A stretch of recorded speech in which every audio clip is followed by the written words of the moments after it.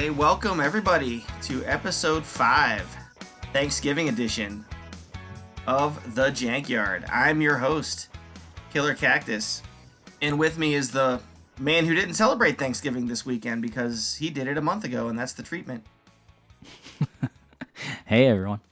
And also with us is the other guy who did eat too much turkey, as I did this weekend. I'm sure that is Schmendrix.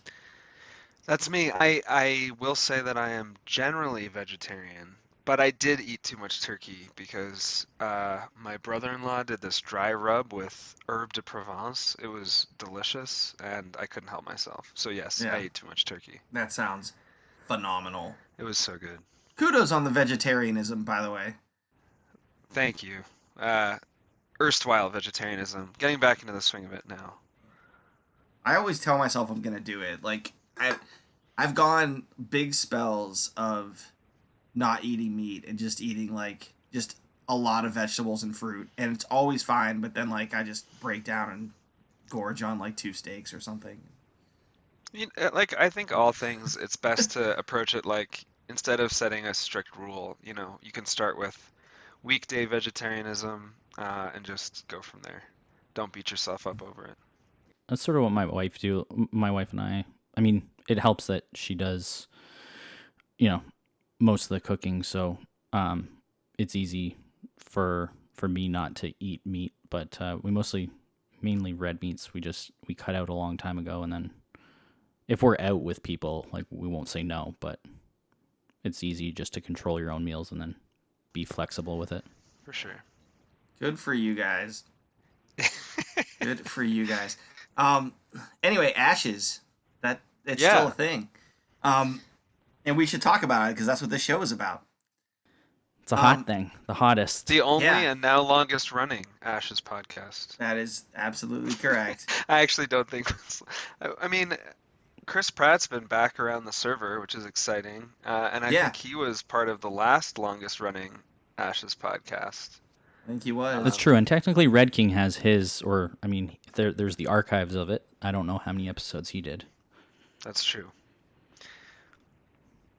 We're more active than Chaos Theory, though, so there you go. Right. That's all that matters. All right, so we've got a lot of stuff to talk about this week. And before we do that, I wanted to see if you guys saw any cool decks out there over the last couple of weeks that we wanted to talk through. I don't think so. Honestly, this week, in terms of me watching games, it's been a little on the lower end. I guess one of the ones that I can talk about is one I just saw today, and it's Brian B's deck. He's playing an Auric shell, and he apparently he was playing against No Such Mayoni today. Actually, both of those decks are interesting. It was a really weird game. Mayoni spin down, so it was Dream Fracture and Magic Siphon. So that's already a different take, and the snake got up to 13, 14, 15 tokens. I don't remember, but just no way of punching through. And then Brian, I don't even know how many rounds because there was a bunch of passing he was playing, and he got awakened and slowly chipped away the health.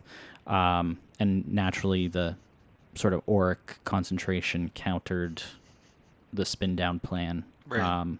But both decks were kind of interesting, and Brian was saying that his deck, which is Snapper, Sally, Turtle Guard, and Wishing Wing and Crab, I think, has just been doing really well. And it's sort of a common shell. It's like a hope shell, type of thing that we've seen a lot of, the Wishing Wing Crab thing.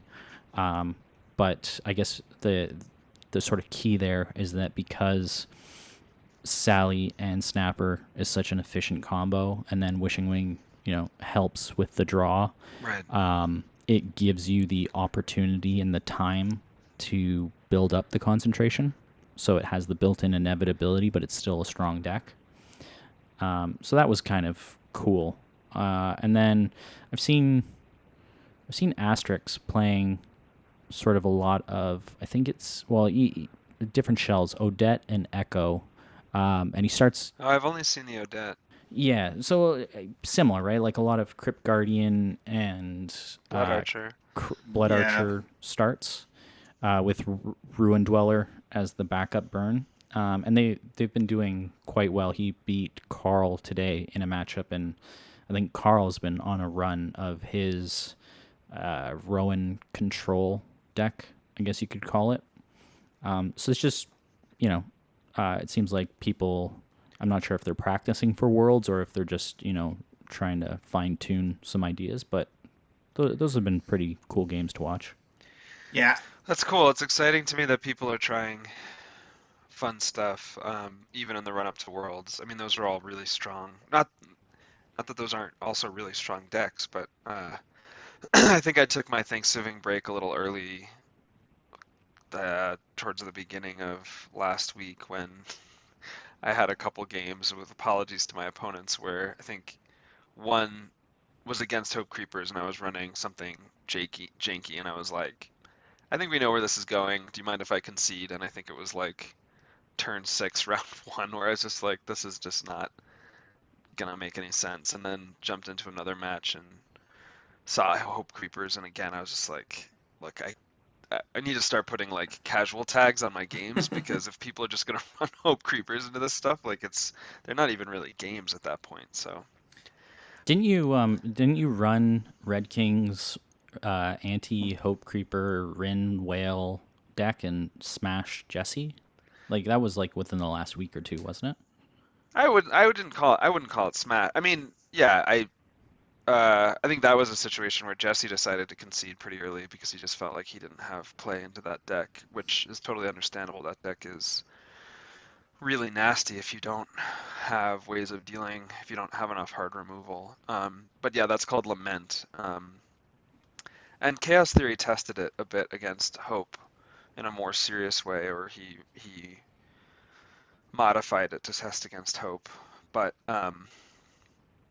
yeah, I think that's a really interesting deck. We'll see what happens in the World Championship, how many Hopes there are at the end of the day. We have so many players who I think refuse to be boxed in by the predictable meta that probably be fewer than there ought to be, but Hope is so strong. I just find it encouraging and great credit to the community that even in the run up to Worlds, we see such a diversity of decks. I want to definitely see, or myself, I've been trying to just theory craft, I guess anti Hope, but probably more specifically anti Creeper decks, and so eventually at some point, probably not until maybe the holidays, I'll get to testing it, but I think there's a couple ideas there. It's really hard to anticipate the type because there's what, like three creeper decks. I guess there's the gates, there's the double down version, and then there's just the straight Like sort five of book version. crab wing Yeah. efficiency. Yeah, 5 book version. So it's kind of like I don't know if there's a one solution fits all, but I am certainly interested in what happens at Worlds. I made a deck for it. I love it. It's really good. It's not gonna win, but it's what I'm gonna play, and it'll give me the best shot that I have. I think without playing something like super on meta. I just don't want to play Hope or Brennan. Um, but I have seen a lot of Asterix's deck, that Blood Archer Odette. It just puts out so much damage in the first round, and I really like the aggressiveness of it. I haven't seen it into like a Hope Creeper or a Brennan matchup. I don't know how it does, but I do love that it just puts out so much like raw damage in the first round. I did play against Brian. I had like an Astria or something silly, and I did what Schmendrix was talking about, right? Where I like played a few turns and I was like, all right, Brian, I think I'm done. Like, we can do something else now. Yeah, it can be pretty demoralizing. But it's been about it for me. It's I mean I it's an interesting problem to solve. I think it was. Oh, I mean, was it last week? There was the Meta channel I don't remember what day it was, but it just blew up, like for hours, discussing whether Hope Creeper was broken, whether the problem is Creeper, whether the problem is Hope, whether it's the combination of the two, et cetera, et cetera. And it was really interesting just like to read through, because it seemed like everyone participated in that conversation, just the different takes. And it kind of, it went big waves where it started where everyone was on the same page saying, yep, it's broken, yada yada. And then by the end of it, I think Dubious Archivist jumped in and Redking jumped in. And they're like, actually, I don't think it's broken. I think there's a little bit of sort of like, I guess, hive mind in terms of the potential for solutions. So, I mean, I'm interested to see how and where it evolves. But, I think the only way that's going to maybe show off is if a significant portion of the invitees play Hope Creepers or, the main meta decks. I guess there's the 4 that people are considering: Brennan, Hope, Odette, and Mayoni. But we haven't really seen a lot of Mayoni, so we'll see. I think the issue is that a lot of these answers are 1-round answers. Yeah. And there's a lot of those. Like, you can beat it in the first round, and that's fine. And that's good, but the issue is Summon Indiglo Creeper is a book, and Duplicate is on the board, right? And, like, if you use an action spell or something to beat it for a round, that only works for a round. And then after round 1, Hope is still Hope, and Indiglo Creeper still exists, and it's just a problem again. Well, it's also keeping up with the, like, 8 or 9 or 10 books. Like, I've joined in some games, and it's like, between Wishing Wing and Crab already, that engine gets you all the card draw. And then, like you said, Duplicate is always on the board. So there's no way you can pack enough ice traps. And then even if you're Odette, you don't necessarily have enough removal to constantly keep the seeds out of play. Right, which when faced with the best value over time engine that a control deck can't control because control tools are not sufficiently efficient, or they're just frankly there's not the volume of them to deal with the amount of value that Hope Creepers can get. I think you go back to Burn, and so then you go back to a Hope Brennan deck, right? The other way to deal with value over time is shorten the game. So I think that's kind of the pickle. And I think 2 things can be true. I think one thing that is true is that as a community, and this is simply a product of the fact that we're a small community and not enough games get played in general,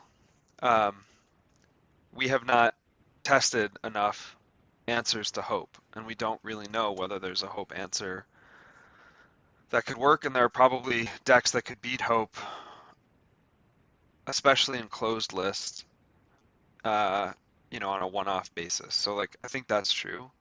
I also think it's true that, like, we don't actually need to do much testing to just look at the numbers and look at the value and decide that, yeah, I think my position as Hope Creepers is pretty clearly above curve, and I don't think there are answers within the current card pool to be competitive on a sustainable basis with Hope Creepers. Yeah, not like round over round answers. Right. Like, you can meteor them in the first round, right? Great. You can play Fear. You can do Beguile 2 Shadows. Like, there's all kinds of stuff you can do. But, like, again, that helps you win the first round. But then in the second round, like Treatment said, they have, 3 Creeper books and a couple Wishing Wing books and a couple Snapper books. And, they're putting out 8 units for 6 dice. And then you can't win anymore.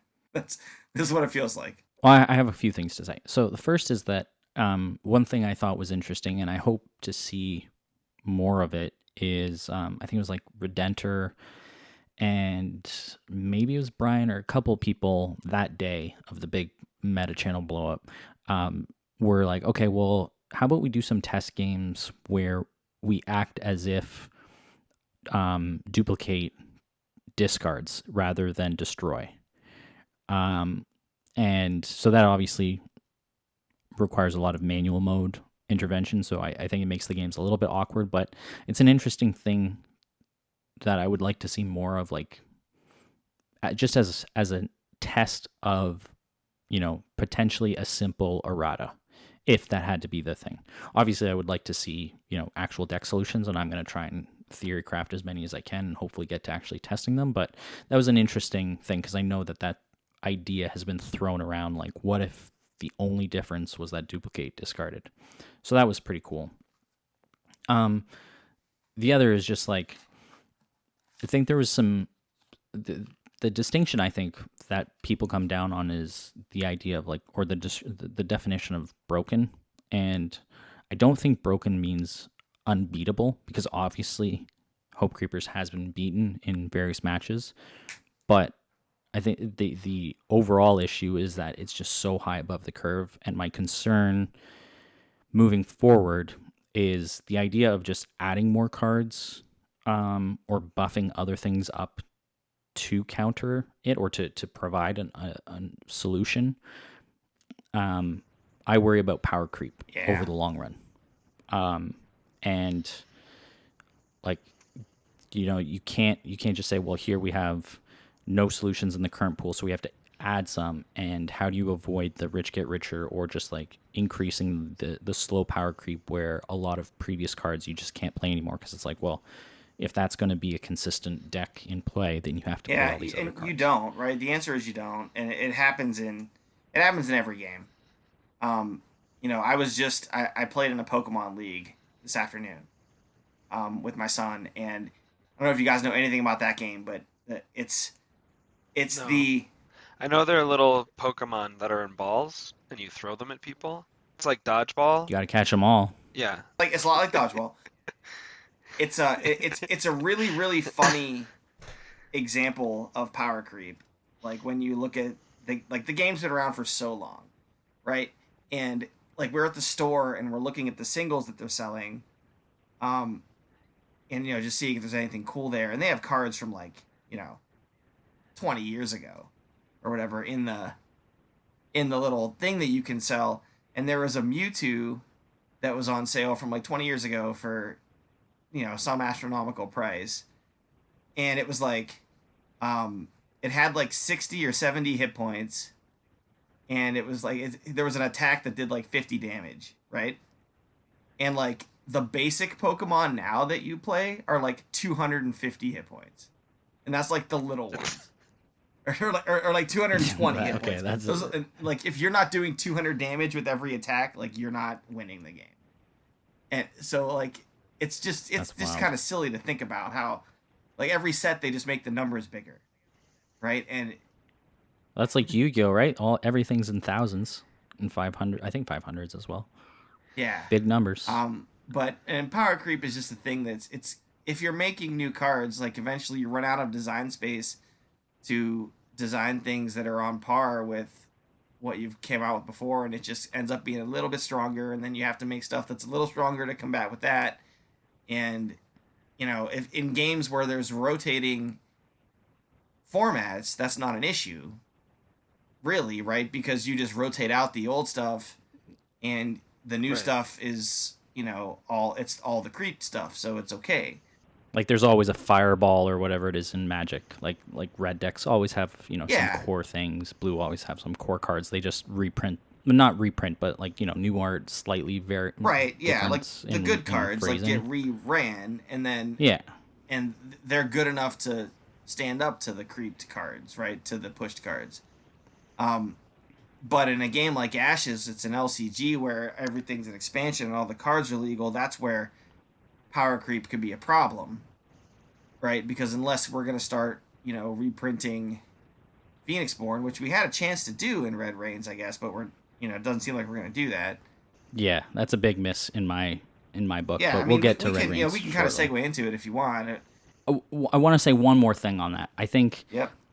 the power creep might be inevitable as just a general, like, in an extendable card game that does not have rotation, that might be the inevitability. But at the same time, I don't think the current card pool has exhausted all the design space. Oh, I totally agree. I think there's just a ton of areas that can be explored. I know Carl and I think Brian are big proponents, and Neil as well. They've repeated this point, across different threads and about resource removal. So not exactly the way 1.0 was with illusion dice and whatever, but in the same sort of vein as perhaps Three-Eyed Owl, but more controllable or not as impactful to the first five. Something that allows you to target these hyper efficiency decks. And I think even something like, now that we have the time cycle and status, the overall time cycle has shifted status tokens to be such a powerhouse. Whereas like when it was only Jericho, they were virtually worthless. I think we need that rebalancing just in that space. So something, when I think of like Survival of the Fittest, right, that came out and it was like, well, here's how we're going to make status tokens good, is that you can wipe everything that doesn't have a status token on it. Well, you could just as easily print a card now that says, well, destroy everything with a status token on it, and give, the non-status, non-time decks some sort of card to play. And I'm not saying that that's, going to be a great card or anything, but, there's so many things that you can explore in New Phoenix Spawn or just the card pool in general. And so I don't want to say that like we have to just make things, like take existing cards or take existing ideas and just either decrease the cost or increase whatever the effect is. Yeah, I think I guess we can move on to Red Reigns. But I'll just say I think Nick is a really good designer, and I think he fundamentally understands that I think Ashes is best when cards are operating in a relatively tight space with one another, because I think what attracts a lot of people to the game, and it's actually interesting because it's a bit of a tension, is one, the openness of the deck building, which creates this sense that I could actually win the game to some degree before I even get to the table with my deck building choices. Like it's so open, so much synergy you can unlock. And the mechanic of the first five means that your deck will do the things you want your deck to do pretty, very consistently, potentially. With the fact that it's highly tactical, cards trade pretty evenly most of the time, and it really comes down to trying to squeeze out dice efficiency.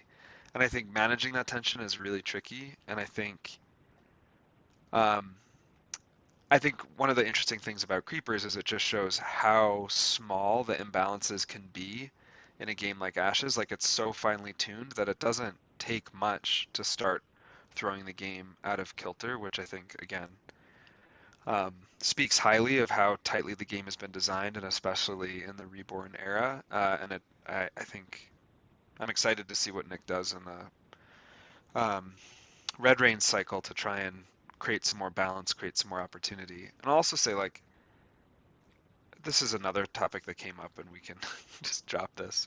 But I would just be, I think for the competitive game, if I were in charge of competitive like tournaments that are community organized, I'd be so much more aggressive about just trying to shape the competitive meta to keep it interesting and entertaining for people. But we can come back to that at another time.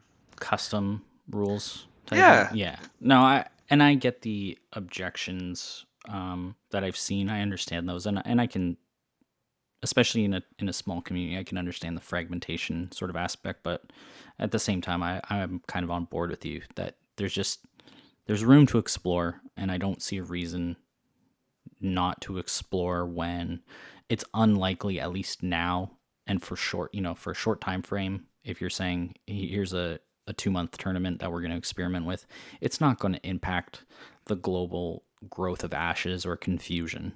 I mean, you can make it explicit. We have all kinds of formats, right? We have all kinds of, like, do the Koloff, which is coming up. Well, we can talk about that. And what's the dice one? The one where you get the carousel, right? Yep. Like there's all kinds of things. So just try it.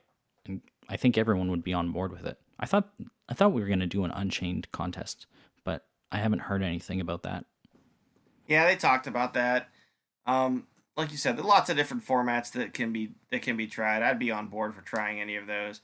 I'd also be really interested to see if you can print, and I know some people like silver bullets in card games, and some people don't.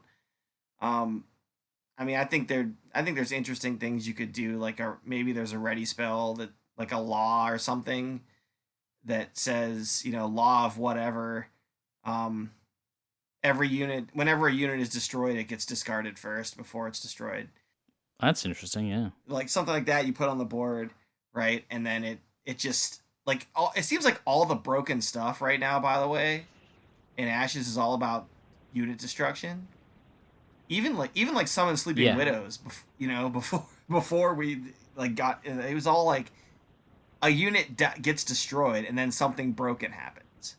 Well, and even now, right, with the closest, like probably the second most efficient thing now that Widows chained, is Rowan and Rising. Well, yeah, I Guard. mean you have that. Like three dice Yeah, for five units. that thing, which I don't think anyone's arguing that's a broken thing in the game, but it's something super efficient. But like you look at Indiglo Creeper, you know, getting blown up and making thorns, or you look at Duplicate, you look at Double Down, like you look at Snapper and Salamander, like literally all of that stuff is like something gets destroyed, and then something broken happens because of that. So like law of I don't know some like law of disintegration or something, then That'd be cool. I mean, there's only two discard effects, right? Two shadows and fear. There's fade no, away. Fade away destroys. Oh, and then removes from the game if Yeah, it's destroyed, Right. Yeah. So it's is rare, right? But anyway, that's maybe there's room for stuff like that. I don't, and some people like those solutions, some don't. But it might work really well as a law. Just because that's kind of like the things laws do, right? They change the state of the game for a round, and that might be interesting. I think laws primarily look pretty in my binder. Yeah. That's what laws do. Yeah, they On like a related note, just because you mentioned like silver bullets, and that's something actually we'll talk about today. But there's a great series that Team Covenant did where they interviewed a bunch of game Original Sins, yeah. Yeah, 7 Original Sins. They interviewed a bunch of game designers, Including Nick, yeah. included. Yeah.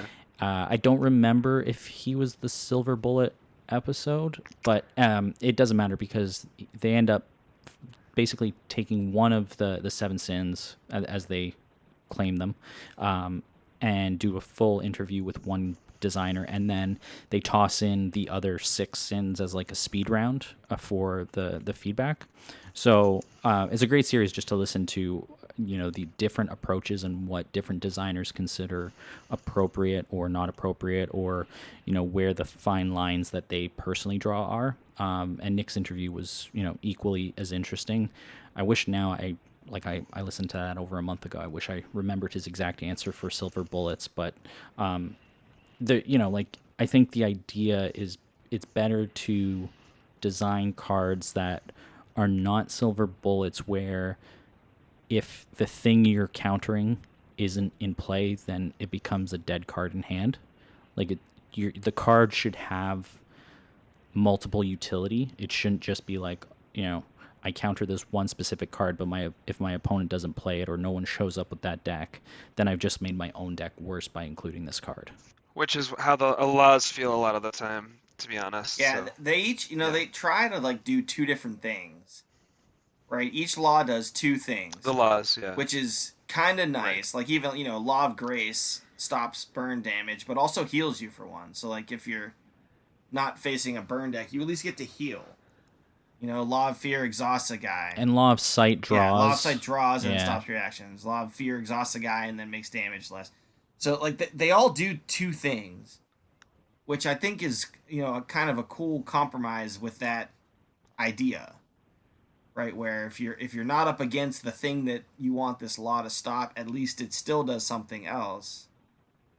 But I don't know. It like I tend to agree with you. Silver bullets seem like you put them in your deck and they stop one thing.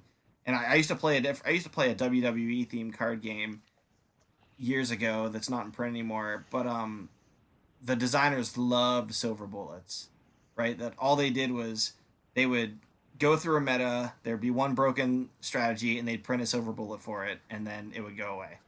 That's all they did every set, and it got to be where like It's you know people like I would just play the broken things because no one played the silver bullets, right? Because it was like they'd print a silver bullet, and then it was like everybody kind of like unwritten rule agreed not to do the broken thing anymore. So no one played the silver bullet because they didn't want to make their deck worse. But then if someone did play the broken thing, nobody had the silver bullet, and it was bad. Yeah, that RPS thing is also feels really the rock paper scissors of like, yeah, did you bring the super powerful combo and did your opponent pack the one Right. answer? That seems horrible. I just think you don't want you need to like I said, you need to manage this tension between making deck building meaningful without making deck building the entire game or deck choice. right. Well, there are cards that are great examples of that balance, like something like Golden Veil or Root Armor. In some sense, it's a silver bullet against Tristan, right? But it's it's still, they're both great cards in general that can be used in a variety of decks. It's just, if you anticipate having a lot of Tristans in the competition, you probably should at least have one Root Armor or Golden Veil, right? Like those are just good cards. And so that's the design space I think that needs to be explored. And I'm just not sure. Well, I mean, different ideas have been tossed around, but I'm not sure exactly how to handle the creeper efficiency or otherwise. But I think it is solvable. And I'm definitely hopeful. I believe in Nick's ability to design and create solutions out of this. I'm also not going to immediately dismiss the idea of errata or fixing something that has to be done by reprint or online living doc. Like I know some people are really against that because like, well, if you buy into the game then and you don't also buy this extra thing, then you're kind of out of luck. But other games have done it. There are definitely easy and clean ways of doing it. There are worse ways of doing it. I think all the options should be explored Yeah. and considered. But let's move on to a hot topic because I don't want to get bummed Yeah, out. well, I mean, we're already kind of. I mean, we can jump around the script a little bit. We're already kind of talking about deck building and support cards and meta counters. So why don't we just finish that and we can do the news after? Yeah, okay, sure.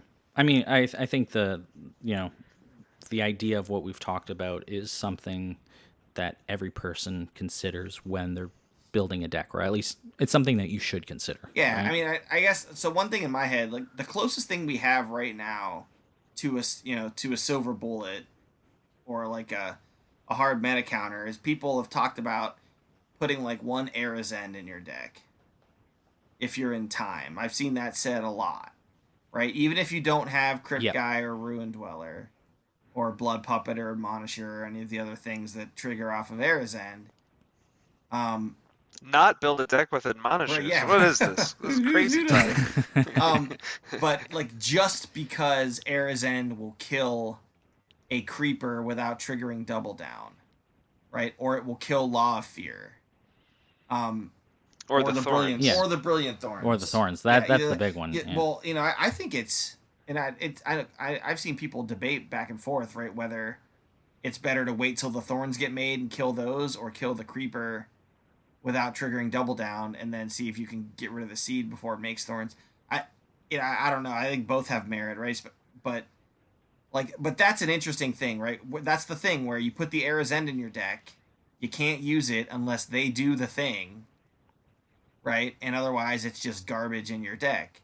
And I don't I've like struggled with that. If I have a deck with time that doesn't have that stuff, I really don't want to spend that card slot on Arizan.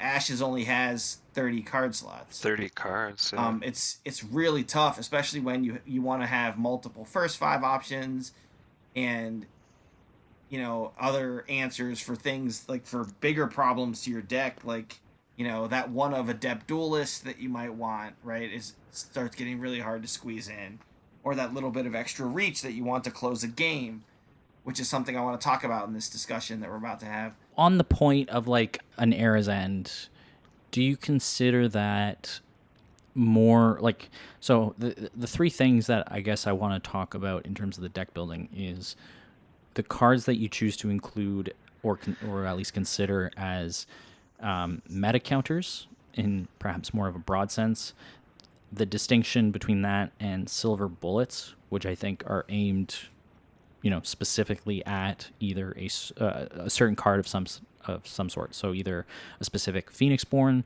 or a specific archetype, and then just general support cards, which, like you said, you want to include the reach, the plan B, the extra support. Where do you see Era's End or an Adept Duelist? I mean, to me, those are silver bullets. I'd quibble with that insofar as, well, I'm going to leave Arizona aside. I would not put Adept Duelist in that category, and for this reason, which is that I would say silver bullets. I mean, first of all, in general, Arizona has synergy with other things, so it's not strictly a silver bullet in the card Right, right, pool. right, right. It could be a silver bullet inclusion in certain Yeah. decks, and I think the distinction I would make between like meta beater and silver bullet is, does the card that you are including have utility outside of the singular case that you're most worried about or that drives its inclusion? So like I think Root Armor and Golden Veil were really good examples of what I would say might be like meta beater cards, but they're not silver bullets. They have larger utility. Like there's a lot of value you could potentially get from a Root Armor, even if you're not playing Tristan. Golden Veil, huge range of uses, obviously, that can be really valuable and really disruptive to your opponent. Adept Duelist, I think there are lots of units, even if it's not a Root Armored unit, that's alert that you need to remove, that Adept Duelist can help you take care of, and it's even valuable for that final swing. If you can get up on board, it can basically turn into a 2 damage burn spell if it gets around the edge for 2 damage.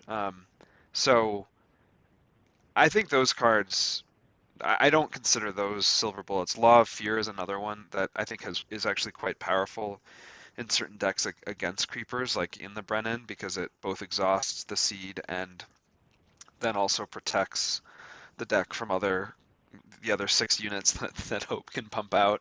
But Era's End in a deck that doesn't have any Era's End synergy, that feels like a silver bullet because it doesn't do anything for you except in the one case where it does this hugely valuable thing. Yeah, I mean, and I'm not disagreeing with that. I guess it's in, how do you define a silver bullet versus a meta counter, right? Like you guys said before, a good silver bullet is a card that's going to have another use along with, dealing with the big problem. And that's what I think Adept Duelist is, right? Where like you put it in your deck because you want to be able to deal with a Root Armored Knight, right? That's usually why it goes in there. But I agree with everything else you said about Adept Duelist. It's a phenomenal card for it's a little overpriced for those other things, Right, for any of those other, for sure. but that's okay because that's not why it's there. It's there to do a thing, but if it doesn't do the thing, then it can do other stuff. I've won games because with that final Adept Duelist swing, and I won a very memorable one, as a matter of fact, against Neil in the last long shuffle bus we had before the pod qualifiers. In the last round, where I think my final play, like I was dead, and I drew into something like Accelerate, Adept Duelist, Time Hopper, Flash Strike, Swing for 6 or something on my last draw and won the game. And that's something you can't do without Adept Duelist. And Adept Duelist was I was Cole, right? Adept Duelist was there to deal with Root Armor because Cole hates Root Armor. But that it won me the game. So I mean, I call it a silver bullet because it was there to deal with root armor, but I agree. Like it's got lots of other uses. The law of fear thing is what I would call a meta counter, right? That's not a silver bullet. That's there to deal with the fact that the meta is super fast right now, and you know the Brennan deck wants to make sure that it's not going to get overwhelmed on board, and Law of Fear is the way it can deal with that while it still pumps all of its damage out. Stuff like that is a meta counter to me. Um, and then the support cards are the things that make the key elements of your deck better, or are the plan B cards that get you across the finish line. And that's a really important thing to talk about because like Schmendrix has been saying this whole show, Ashes is a very tight game that can come down to very small dice advantages doing big things, and it's very easy to fall into a trap where you've got a bunch of efficient stuff on the board, but so does the other guy, and you just can't get through for that last few damage. And if you don't have that way to get over the finish line, whether that's burn or mill or bypass, it needs to be one of those three things, probably, unless you're more creative than me. No, I think that's probably it.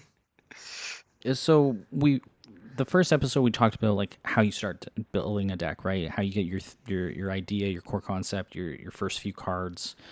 And now we're at the point of we're talking about like filling in the deck. Last episode was first fives. Yeah.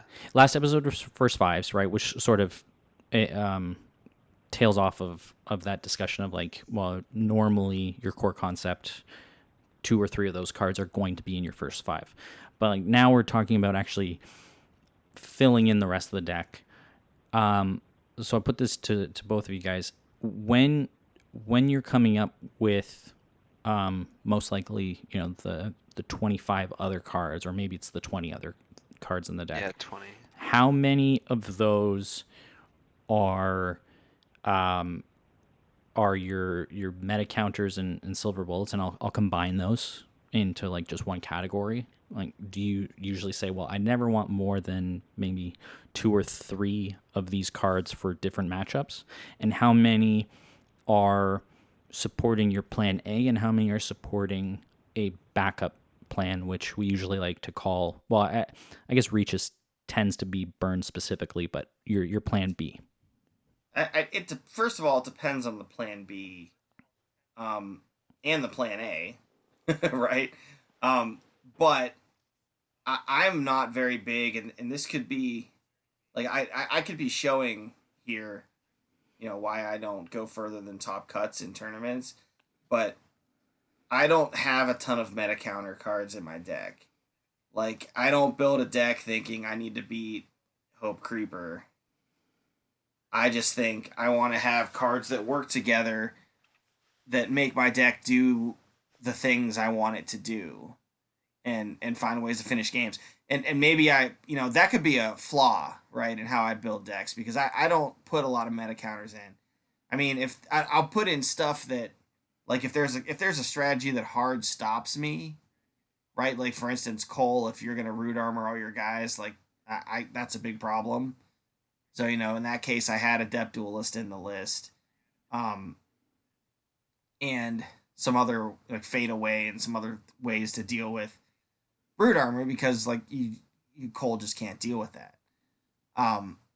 Like, those things I'll try and find answers to, but, like, the general meta, I typically don't. I look for a plan A that deals with that, right? Or that can stand up to that in some way. Like, I want to have a plan for it, but I'm not going to, like, I typically won't put a couple cards in my deck just to deal with that. I just kind of say, okay, here's my plan A. I think it can handle the stuff in the meta, or at least a good chunk of it.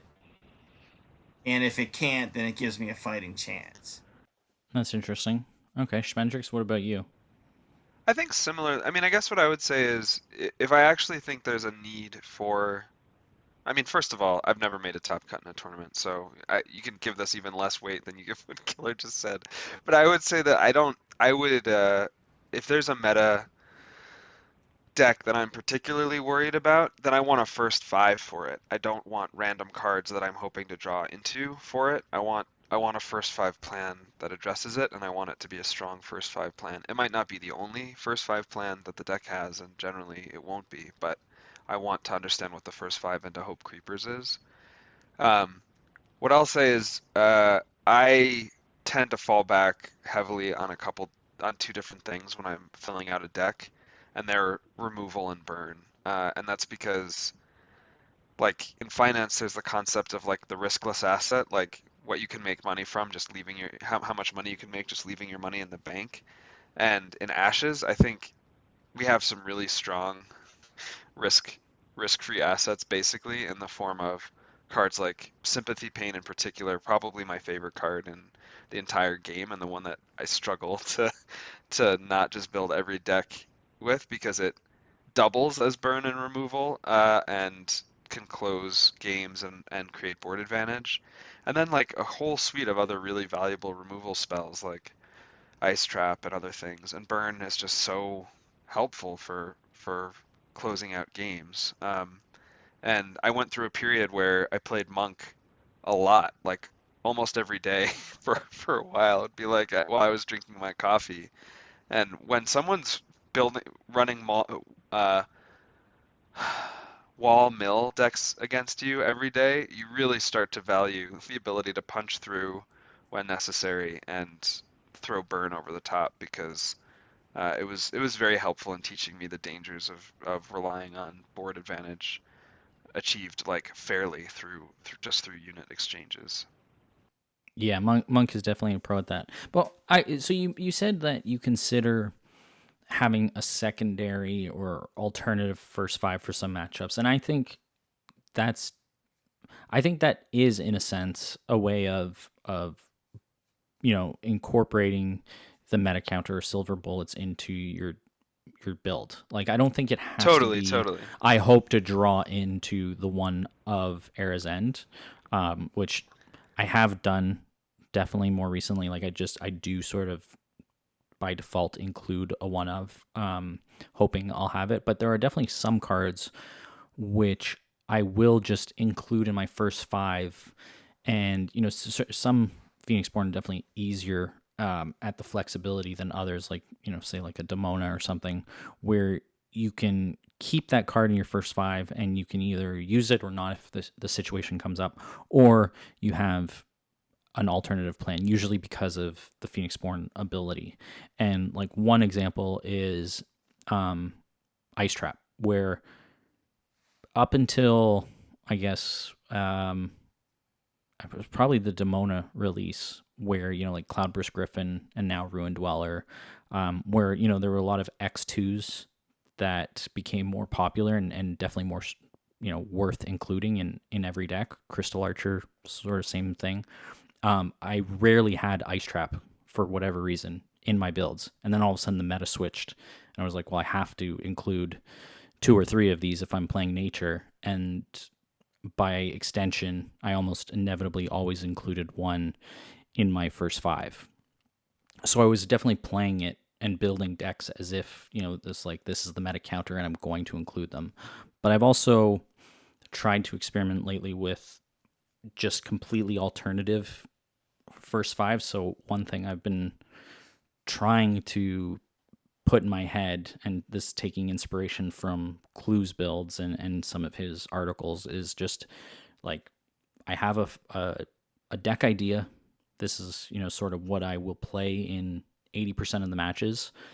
But then because Hope and Brennan are so warping to that plan, or because you have to have specific answers or at least anticipate them, then I have a completely different first five.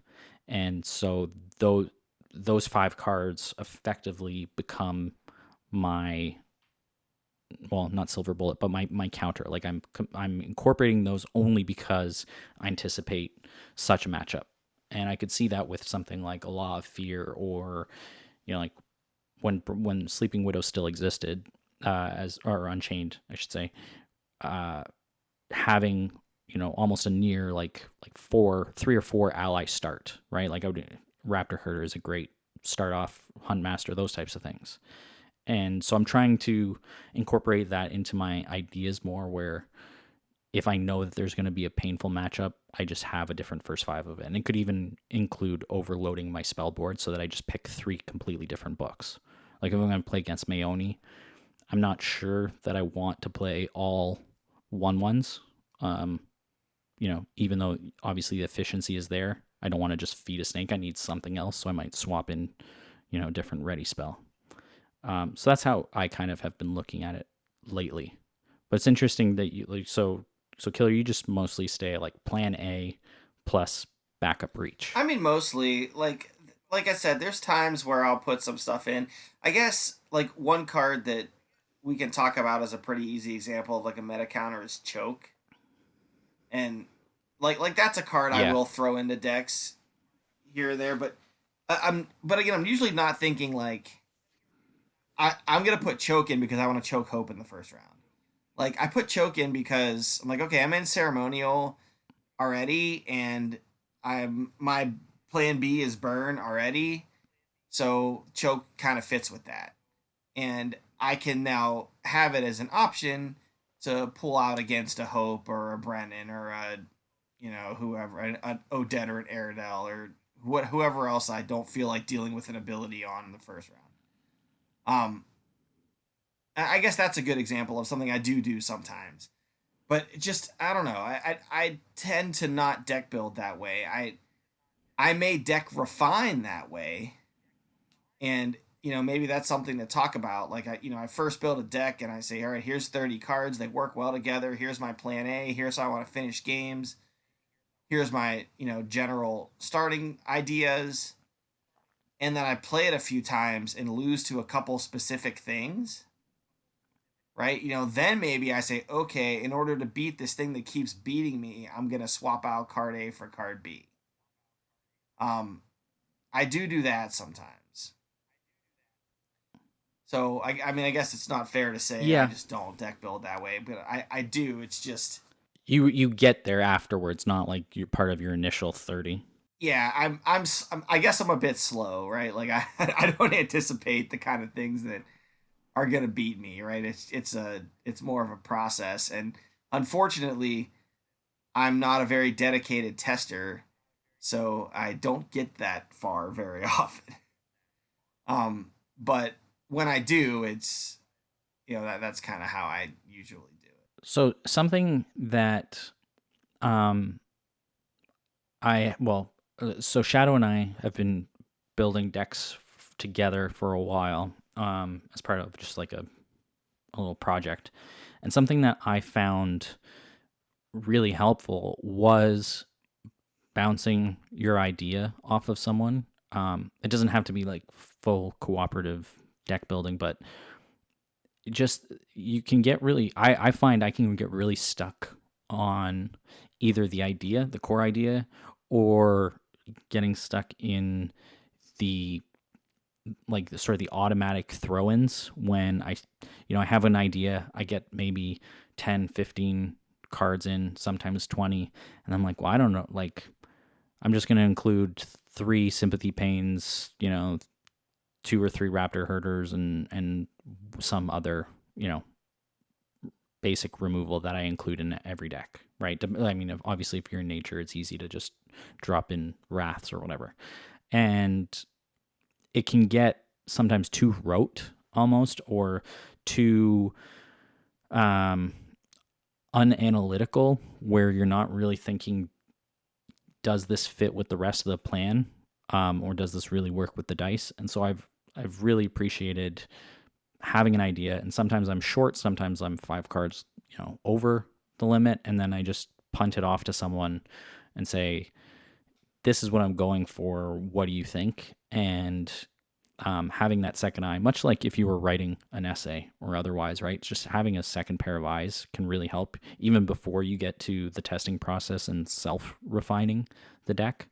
So that's something I'll throw out there. I suggest other people do because it can really help nail down one or two cards or just something you're not really thinking about at the time. Yeah, it's a good thought, and it's something I've done with you guys, right? Like I'll constantly I'll throw up a deck idea or whatever in our little like 3-person private message. It's if it's something I'm trying to come up with a specific idea for a tournament or something that I'm not trying to share with the whole world, although I share most of my ideas with the whole world. Yes, the inner sanctum is where all the ideas go. But you're right. I mean, it's good to, a lot of times people will see things that you're not thinking about, and I'm very similar where I'll get like, kind of stuck. Like I'll build a deck real fast and it kind of builds itself off of my first idea, and then I don't think through some of those things, and it's like other people's perspective. There's been many times where I've built a deck, thrown it up on Discord, and then somebody says, "What about this?" And I'm like, "Oh, it's a really good idea," and then I put that, I adjust that like right away, basically. I think it would be really cool for the three of us in some future episode to do like just like do an episode where we eventually get through all these deck building parts. I think we got like 2 or 3 more sort of ideas of segments, but then trying to apply all of these in an episode where the three of us build a deck off of some idea and try and do like a demonstration or see what works and what doesn't work. Yeah, that'd be really cool. That would be cool. Do we want to move on to like looking through some of these decks? Yeah, let's move on. Yeah, we should look at the blood transfer decks. I do just want to say that the news, there was huge news, which is that the Red Rain cycle is coming, and it's going to introduce PvE plus a whole bunch of new cards and alternate uniques for the PBs. So that should be really exciting, and I'm really excited to see where the meta goes. I know it's untraditional an hour into a podcast to introduce news, but I didn't think we should go the whole episode without mentioning the huge shakeup that's on the horizon. Yeah, no, we were gonna start with it, and then we got off the rails. But it's super exciting, and I know it has generated a ton of conversation between the Ashes Discord and the Team Covenant server. Like all these names that I don't want to say are not part of the community because that's not true. They're not like the regular vocal part of the community, and they just all of a sudden jumping out of nowhere, giving and sharing their excitement or their ideas or their questions. There's been a lot of that. So it's really cool, and I'm hoping that it is a gateway drug for people to get into the competitive side, just because it would be great to have more, active competitive players. But either way, I'm really looking forward to it and really hoping that Noah is good. Like whatever his other unique is, I hope it just makes him awesome. Yeah, I got my fingers I was crossed. very like alternate Phoenixborn specific cards was not something that was even on my mind. And it's a very simple thing, and it, something I'm like, how did I not think of like that as a way to fix some of this stuff? But like, we've seen Phoenixborn just because they have an awesome unique card, like be really good. So, I mean, you think like, Victoria sucks right now, but if she gets an awesome unique card that you can put 3 of in, then, maybe all of a sudden now she's good. And the same thing with Noah and Fiona and some of these, like, it allows, it's just such a smart move by Plaid Hat, giving themselves a way to fix some of these Phoenixborn that are underappreciated, without errata or without, just by printing another unique card. Well, and not even just fixing, right? Like it can actually give Phoenixborns different possible play strategies. Like you think of some Phoenixborn like Mayoni that only ever use a one of their unique, right? Or others that only, like maybe Demona or maybe Victoria, only ever use a 2 of. Or a Or, none of. similar, Yeah. or none of, yeah, like a Brennan, a none of, or an Aerodel. Flora's gonna hate me for this, but nobody plays Blue Jaguar, so the opportunity to just balance the desire to include 3 of your unique and make the Phoenixborn that you select more important. Because there has been that discussion of like, well, every time I build this deck, I just say, well, isn't this just better in, hope? We're on that train. I'm just gonna pick them again. Just hey, I built this really cool deck in Aerodel. Well, it's just better in Hope. Or I picked this really cool maybe burn deck in James or Ramia or whatever. It's just better in Brennan. And it would be cool to utilize the uniques to incentivize you to stay in a Yeah, different no doubt. Phoenixborn. It's just such a. I was very surprised and excited about that part of it, just because it was something I hadn't thought of, and I don't know how I didn't think of it after seeing it revealed. And it's a very smart thing to do. So I'm glad they're going that direction, and very excited for the PvE stuff too. I mean, I'm gonna stay more in the PvP stuff, but as a guy that has a 9-year-old kid, like we'll sit there and play PvE against the Chimera a lot, and that's gonna be really cool. So can't wait to see what else is Yeah. coming. Cool. All right. Should we talk about blood transfer? Yeah, we can do that. Yeah. We did have 4 submissions. I did make a deck for this. I played it once. I did the cool blood transfer thing that I wanted to do. I forgot to link it and submit it here, but I think Neil has a similar thing to me anyway. But I did it one time, and I was like, all right, I never need to do that again. Like I did it. It was fun. I moved on. But I am happy to see some people trying to make this very, very difficult card work. I also made one, but we, Treatment and I had very similar ideas, so I'll let Treatment talk about his. Okay. I want to preface it by saying what's really cool is, once again, there were no, aside from you and me, Schmendrix, there's no submissions that were the same. There's 3, so it was Redking, Neil, because I called him out, and he actually did, he gave a deck, which was awesome. Thank you, Neil. And Shadowfire, a regular contributor. Each of them is a different flavor. And once again, the thing that I noticed just reading through the lists earlier is that they are jank as far as the fact that they're including blood transfer. So, you can have all your thoughts on that. But the actual decks themselves, I think, are really solid. And it's just using blood transfer to typically enable something like, self-sack. And so I look at these lists and it's like, yeah, this would just be cool to play, or it's good. And if you do want to remove the blood transfer and slot in something else, you can, and you still have a good deck. But I think that does show that you can make something useful, and you can build around an underutilized card, and still get something that I think is performant. Or in theory, I haven't played any of these decks, so in theory. But at least we know that Schmendrix is 2-0 with his deck, so that means that it is good. It's good in Aztec-y casual settings. Chain blood transfer. Chain it. It's too good. Yep, that's right, Neil. This whole time, this was all a ruse to sucker you into a conversation about how you can make anything competitive if you try hard enough. So let's get to let's look at it. Neil's. So Neil's got an Odette list. Blood transfer, Butterfly Monk, Lightbringer, Crypt Guy. He's got a Gorn Rock Brawler, Hammer Knight Raptor Herder. He's got some Molten Golds, Fester, Nature's Wrath Sword, and then Ice Traps, Fate Reflections, and Golden Veils. It's like you said, Treatment. This is a pile of good cards other than blood transfer, and it's gonna win games because it's Odette and good stuff. But it has, this is what I had in my deck, right? I built mine around blood transfer and Gorn Rock Brawler, just to use blood transfer to get a heal on the Phoenixborn and help put 2 tokens on my Gorn Rock Brawler so I could refresh it. and it also will help with Odette's 5 battlefield.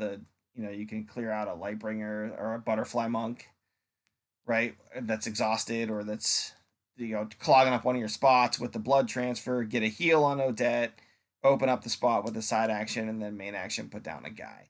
Um, I mean that's about what blood transfer is going to do for you in these builds. But I mean it's still, like you said, a pile of good cards. I mean, you put an Odette deck with Lightbringer and Crypt Guy and 3 Sword of Virtues and some Burn and good and Fate Reflections, and it's gonna win games.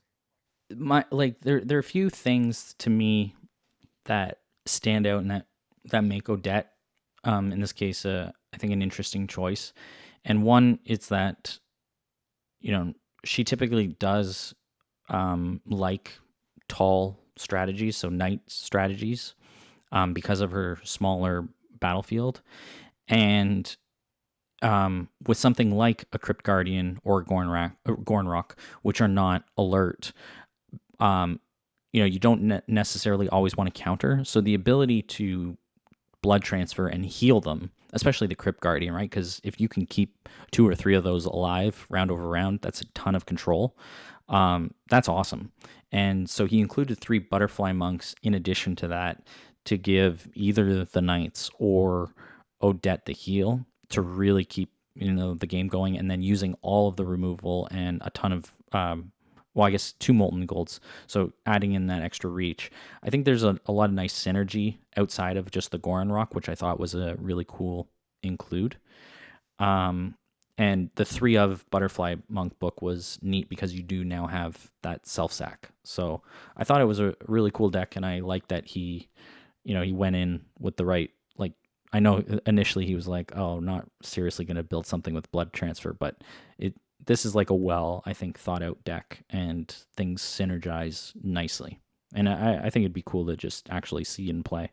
Yeah, I agree. I think it's really cool. I mean, going back to our earlier conversation, I get the do I have enough reach, like Spidey sense that I start worrying about because there's no way to go over the top.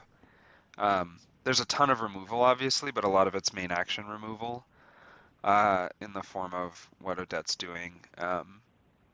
You've got the Lightbringers, which are nice to try and create opportunities to swing through, and the ice traps are obviously reaction. But I think it's cool. I think the blood transfer onto Goron Rock is a really sneaky play. If Goron Rock were good, it'd be great.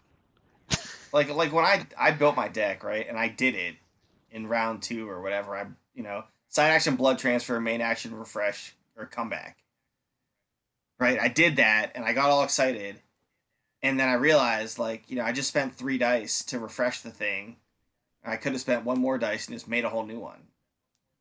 you know? Yeah. I mean, it depends whether you have the space or not, right? Yeah, I mean, if you don't have the battlefield space, and I did get a Phoenix Born heal out of it too, right? But and the self sack on whatever you needed to clean up.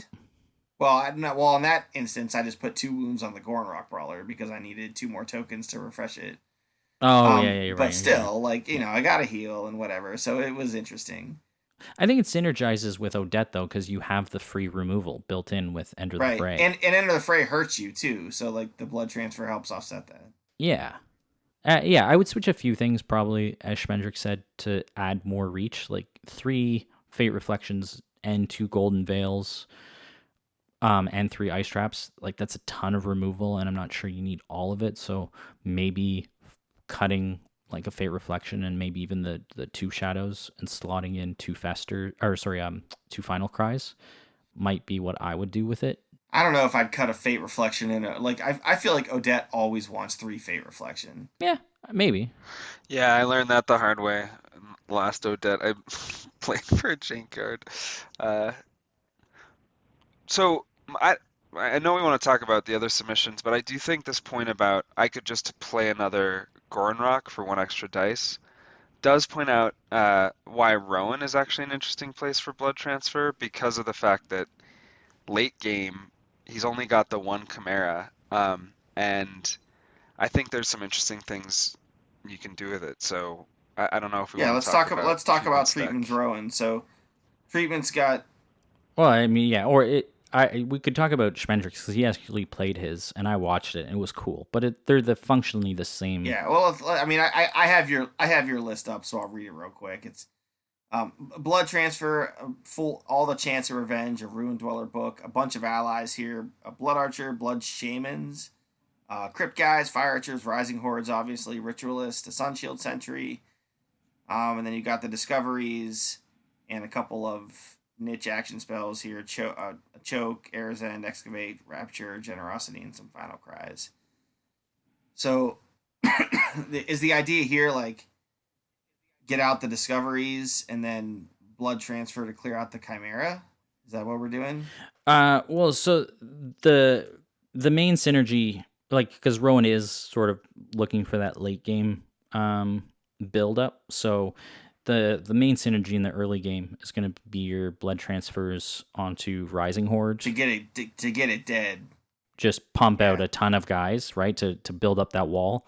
And alternatively, um, in synergy with that, you also have the ability to kill off blood shamans, which will give you heal to keep you in the game. So I have there's like 2 generosity and 2 blood shaman. And dice fixing, which he really likes. Exactly.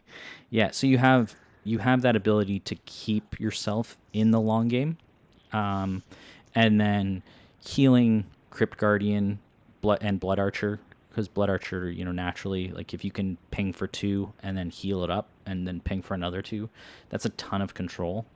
And then since we were on the topic of silver bullets, this is like where I did include 3 1-ups. So I included a choke specifically for the sort of Hope or Brennan matchups. I included an Era's End in there, probably not ever to start it, but hopefully to draw into it.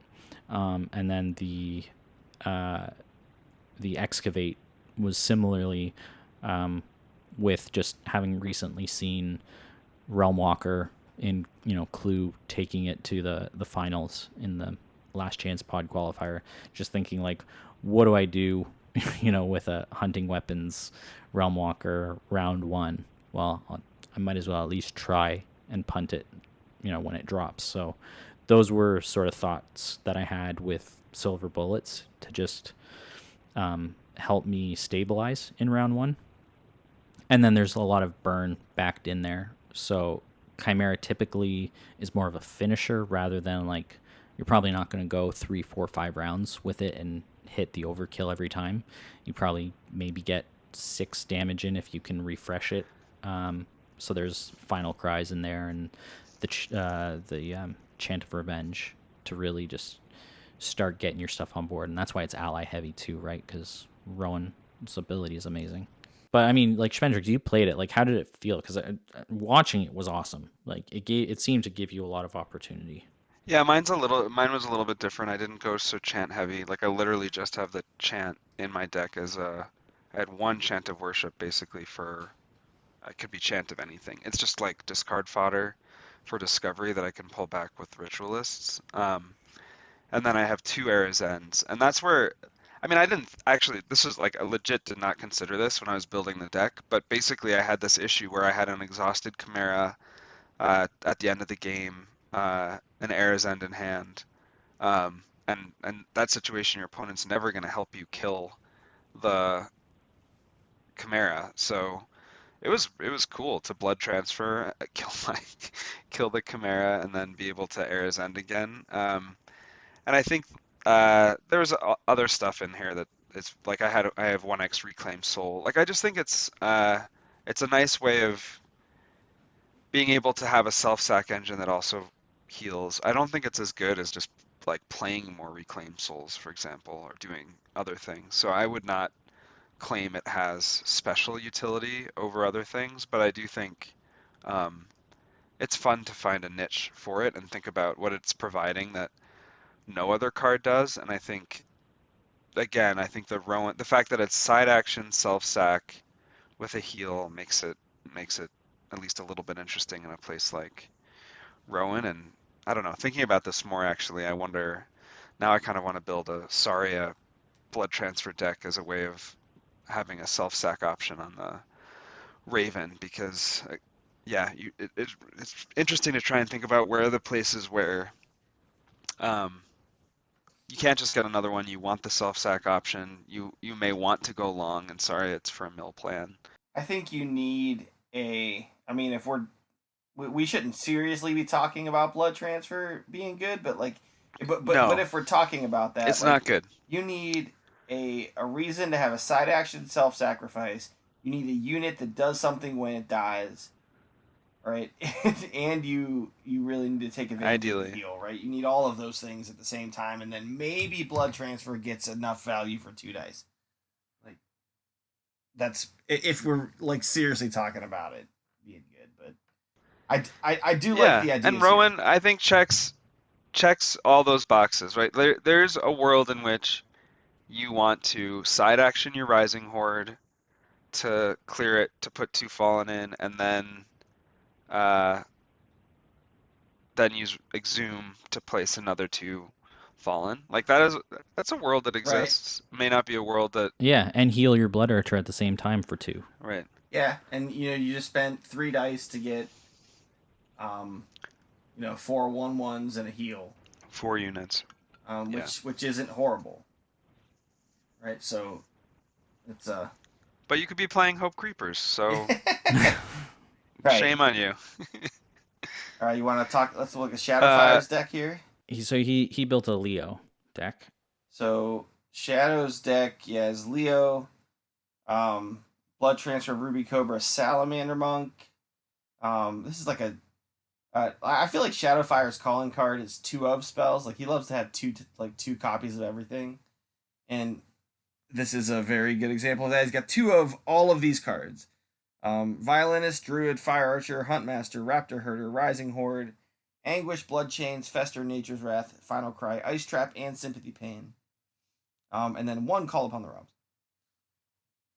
But so a lot, like a big spread of stuff here, and just I guess blood transfer. Like my first thought is blood transfer on the Glowfinch to get 2 mil and heal you 1.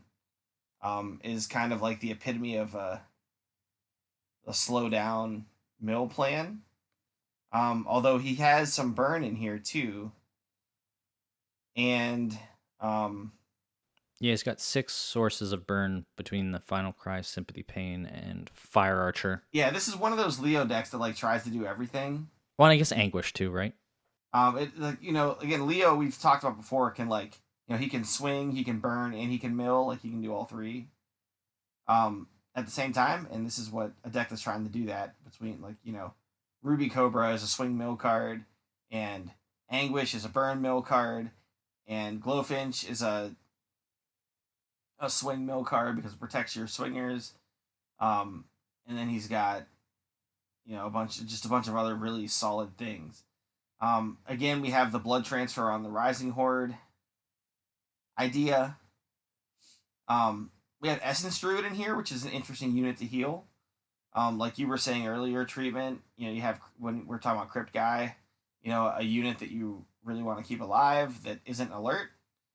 And Essence Druid is kind of the same thing, Yep. where it's hard enough to kill the thing anyway, and if healing it 2 is that's healing an Essence Druid for 2 is more value than healing any other unit for 2, because it's harder to get those 2 damage on it through attacking. I mean, I would also say that you probably aren't going to sack the Finch. You're probably going to end up sacking Salamander Monk to get the Spirit, or potentially sacking a Ruby Cobra if you find yourself like full on them. And then there's also the Rising Horde, naturally. That seems to just be one of the best values, for that type, for any type of sack. But you have Blood Chains to help with that. You've got the Wraths to clean up the little guys. So I think this is like you said, it aims to be able to hit on all 3 of the sort of win cons, and it's very consistent because of the 2-ofs.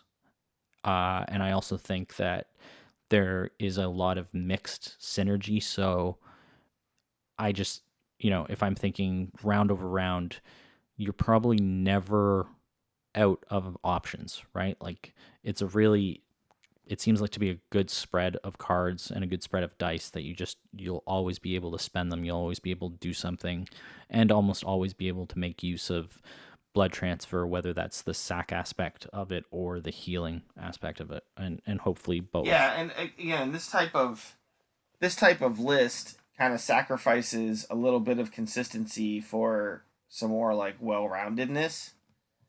And like I said, Shadowfire is kind of, in my opinion anyway, kind of famous for this. Like he always seems to spread his decks out a little more so that he's got all of his bases covered, and may not draw into his most consistent cards every time with a deck like this with a bunch of two ofs, but he's always got the option to have it there.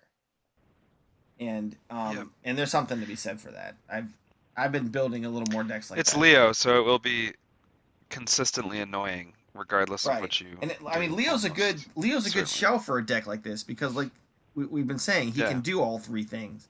So, you can kind of pivot one way or another depending on what you draw into. So yeah, it's kind of cool. I mean, even Charlotte Oh loves yeah. Leo, so I know, she's really turned around. yeah. And German took Leo to the finals and made a great show. Yeah. So I'm a big supporter of Leo. I've built quite a few Leo decks in different ways, and I think there's a lot of possibility that's just potentially underexplored with him.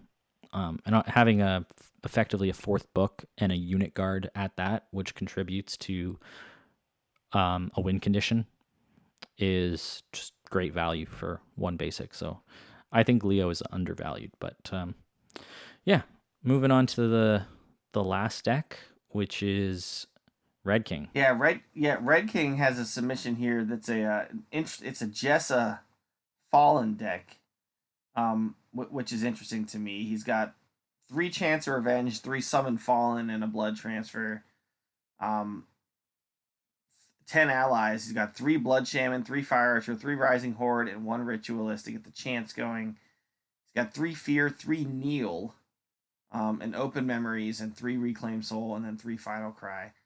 So, it looks like and he has a little description here, but, only 4 battlefield for the Jessa, and, so Blood Transfer going to be doing a lot of work to try and clear out those exhausted units on the battlefield.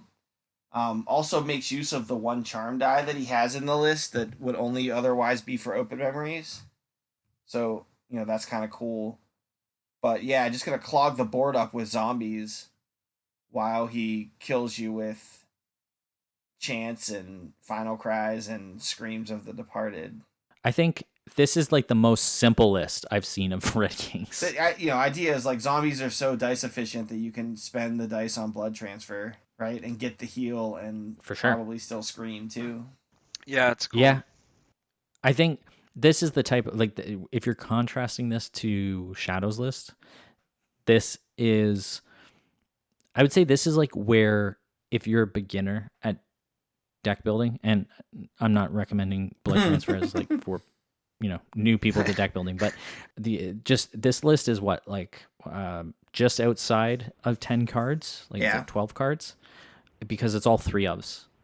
And so that's very similar to like how a precon starts, and I think it's good when you're experimenting to narrow your focus of the number of cards you're including, and to just start with 3 ofs to see how they feel, and then like we'll talk about refining decks in another episode, but I think this is a good place to start, because then it shows like, what is my core idea? I'm going all in on it, and then from there, after testing, I can start to change the numbers and the balance of it.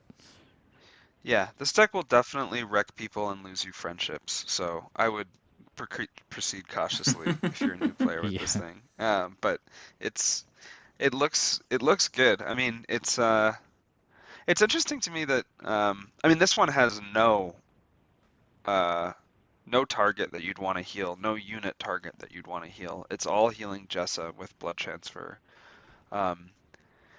and that's notable to me. And it just also it's interesting to me that all of the decks are 18 health or greater PBs, who are also adding a heal card. Um, it makes me wonder about, you know, uh, blood transfer for the one heal. That's not hugely valuable, but it does make me wonder about why we don't see like, an Aerodel with a blood transfer I mean, or this deck something has a like that. lot of healing in it. I A mean, ton. A reclaim lot three, of heal. Yeah. Three fear, Three three blood yeah, shaman. yeah, three universal. blood Yeah, shaman, which are are heal and that's what I blood mean. drain. I mean, there's a lot of healing in this thing. That's what I mean about losing friendships. You're gonna bring this deck to a table. It's gonna take about an hour and 20 minutes to play, and you're gonna effectively have like 28 health, and you're gonna murder them slowly, Yeah, very, if they very can't get over slowly. top of your board of 4 zombies, then Yeah. it's just gonna slowly whittle you away. While I go side action, blood transfer, scream for one, heal one, main action, put a zombie down. Like your turn. Yeah, Or even top of the round. He's yeah, got 3 kneels, right? Top of the round, you kneel first, and then you blood transfer and open up right. your own spot and scream and Yeah, and then heal. play a Like fire archer. this. Do damage. Yeah, exactly. Yeah, it's if you can get that board locked down, this would be nasty for sure. Yeah, I think this is a cool deck. So between the 4, well, no, sorry, 5. I mean, Schmendrix built a separate deck, so might as well Eh. just because they're both Rowan doesn't matter. What do you guys? Where's your seal of approval going? Look, if Neil had one amplify in his deck, he'd get my vote. But as it is, I can't vote for that. So I'm gonna go with I'll vote for Pharaoh. I like, for the Red King yeah, deck. the Red You King. mean? I like its brutal simplicity. Yeah, I think Neil's deck is the strongest of the 4. Like Neil's deck will win the most games. Shadowfire's is the most balanced. Red King's is the most fun.